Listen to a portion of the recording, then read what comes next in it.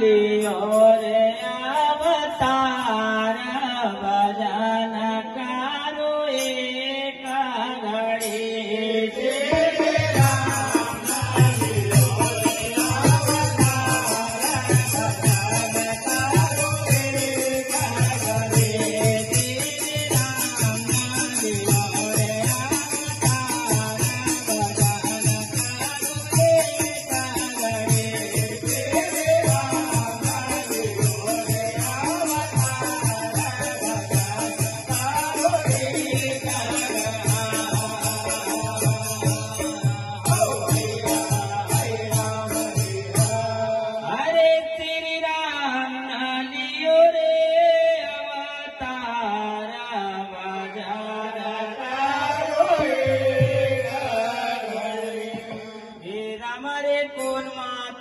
लक्ष्मण जोधा कौन माता के राम राम रे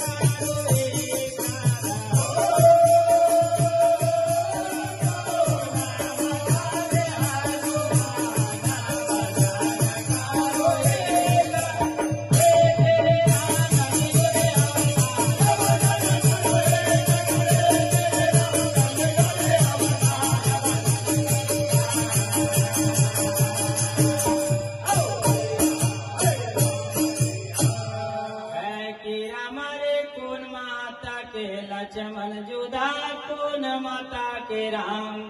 हरे कौन माता के भरत शत्रुघ्न हरे तो कौन माता के हनुमान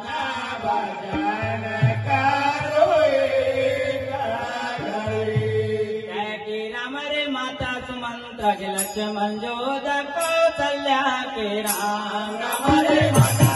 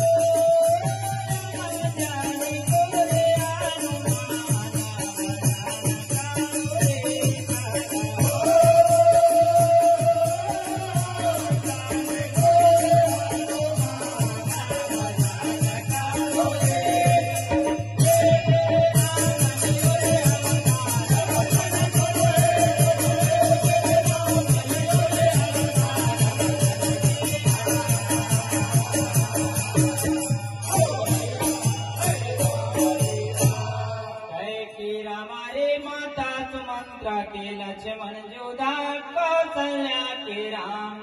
हर के कई के विभरत शत्रुघ्न है तो अंजनी को रे हनुमान है कि राम रे काऊ करन भय लक्ष्मण जोधा काऊ करन भय